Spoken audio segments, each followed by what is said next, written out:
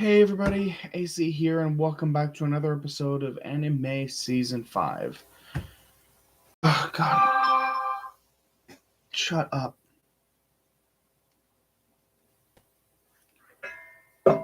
Hopefully this is the last time I'll have to try to make this video, because this is the fourth time that I've tried to make this video. Um, and there's just, for whatever reason, the stream keeps crashing before I can actually finish my thoughts. It keeps crashing. I don't know why. I don't know why it keeps doing this. So am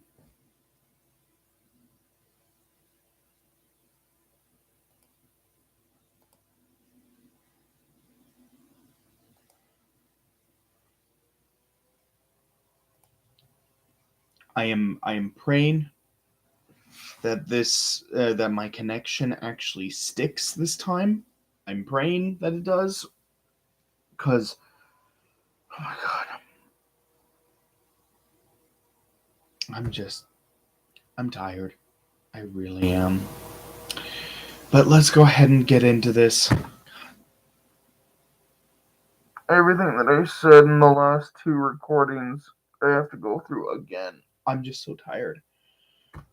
I don't know if I can keep doing this.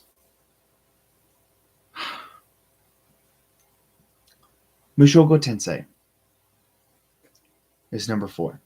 My favorite character is a character that unfortunately has not gotten much screen time yet, but will be getting a lot of screen time in the 3rd and 4th seasons. Yes, 3rd and 4th, because the first 2 seasons are already out. A lot of YouTubers made reactions and claimed that the first 2 seasons were one long season.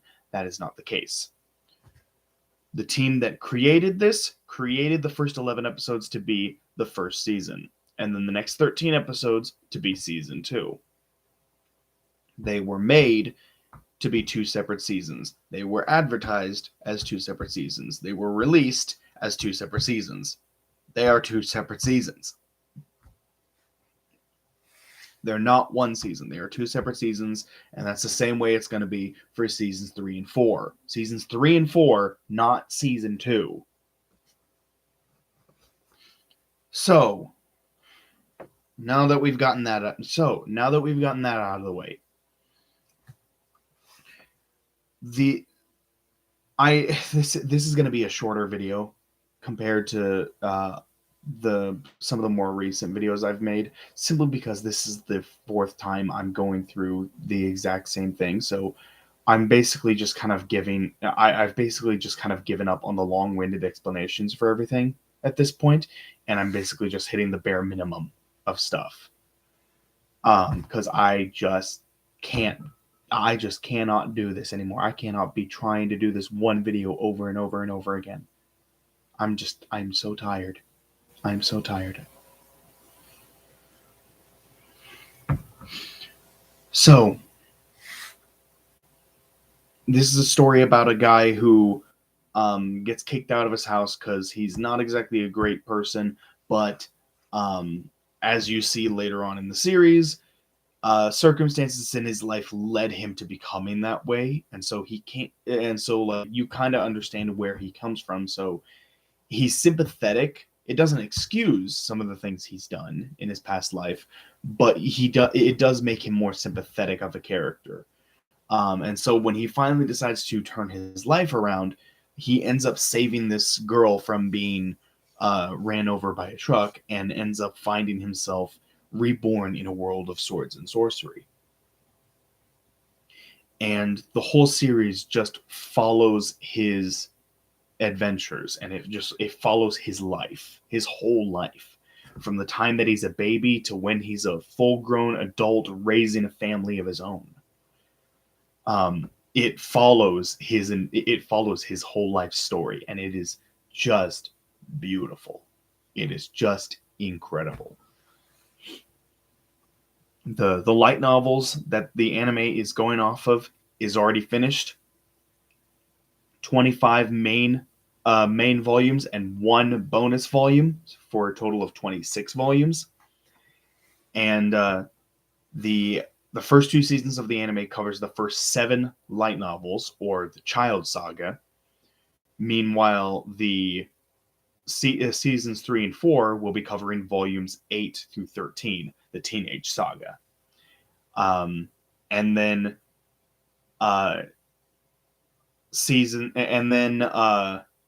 rest of the seasons throughout the anime will all cover the Adult Saga for volumes 14 through 26. And I'm excited. So many animes on this list, and you might have noticed the trend that a lot of the animes on this list are animes that are already finished. Animes that are already finished, or animes that haven't gotten another season in so many years that it's unlikely it will ever continue. I tried to have as many animes like that on this list as possible, because I know exactly what my opinions are for those animes. Whereas an anime that isn't finished yet still has time to screw me over and sour my opinion of the series. If it has a horrible ending, that sours my opinion of the whole series. But there are some exceptions to that, such as Shield Hero, Overlord, Ascendance of a Bookworm, Slime, and Mushoku Tensei. It's always the isekais. It's always the isekais that are unfinished. But in Mushoku Tensei's case, it is so incredibly just incredible that I already know it's going to be up there. I already know that it has the potential to become one of my top 3. For the last 10 years, my top 3 favorite anime have gone undisturbed. Completely undisturbed for 10 years. Mushoku Tensei has the potential to actually surpass one or more of those. It really does. It has the potential to surpass one or more. It is just that incredible. From the music that I could listen to for hours, the visuals where every single screenshot looks like it could be a beautiful wallpaper, the characters that are all either lovable, relatable, or sympathetic, or a mixture of the 3. The pacing that is neither too slow nor too fast. It hits just the perfect pace.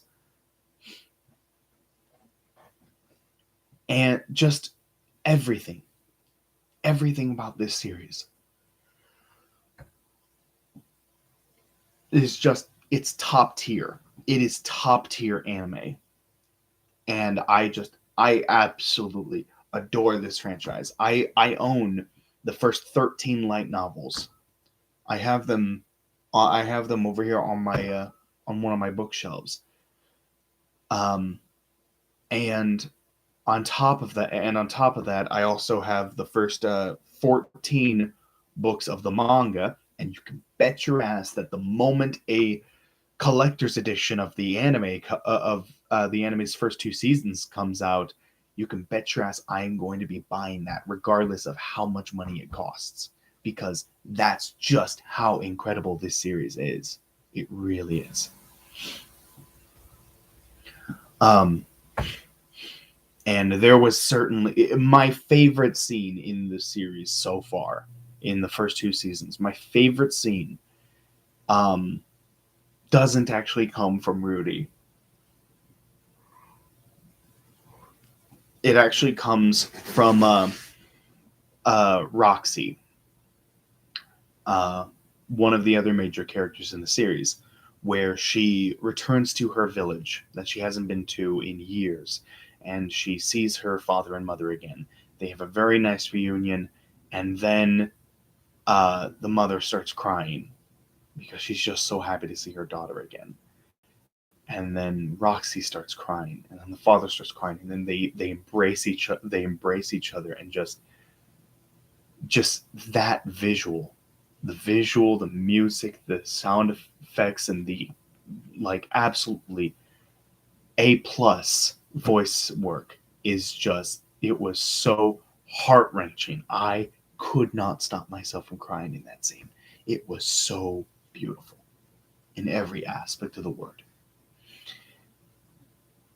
It really was. And and I do want to address, before I end this, I do this episode, I do want to address one thing. A lot of people like to crap on Rudy because um he's not like a saint. He's not a saint like a lot of other isekai protagonists tend to be. Like he was a disgusting, degenerate pervert, that was not a very good human being. Now, granted, he did have we do get to see exactly what led him to becoming that way, and it does make him very sympathetic, and it does make him in his old world very sympathetic. You understand where he's coming from, and you can completely understand why he wound up the way he did. It doesn't justify his actions, but it makes him more sympathetic. It's like a good. It's basically like what comic book villains have been doing. They make the villain sympathetic. It doesn't justify their actions. They're still doing horrible things, but you sympathize with them because you understand now where they're coming from. And it's the same thing here. You sympathize with him and understand where he's coming from, but it doesn't quite excuse the things that he's done. But a lot of people like to point at Rudy and say that he isn't he didn't change at all. And to that, I just have to say, have you ever committed a crime? Have you ever committed a crime and then felt so guilty about it that you want to try to become a better person, but you would become addicted to doing this one crime over and over and over again, and so you're trying to become a better person, but you're still tempted to do those bad things? That is what he's going through. It is a process. He's not going to change and become a saint overnight. If you steal and you become addicted to stealing, that's not going to suddenly disappear overnight.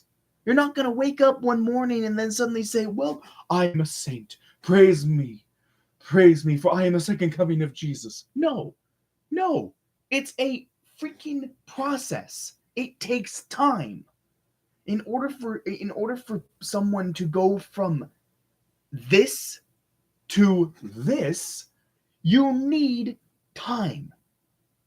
You can't expect this character to suddenly change overnight. He spent years with the same mindset, the exact same mindset, for years, for literal decades. That's not gonna disappear overnight. He needs to learn. He needs to grow. He needs people. He needs to surround himself with people who can see the good in him, and that's what he does. And he is trying very hard to become better and better, to be better than he was yesterday. That's the way his character works. Every day he wakes up, he decides he wants to try to be better than he was yesterday.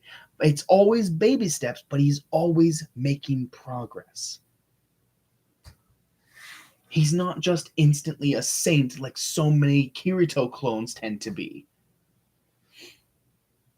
And a lot of people mistake this character progression this character progression and this redemption arc, and they mistake it for him just being a horrible person because he didn't change overnight and become a saint instantly, when that's just not realistic. this is a realistic look as to what life would be like in another world.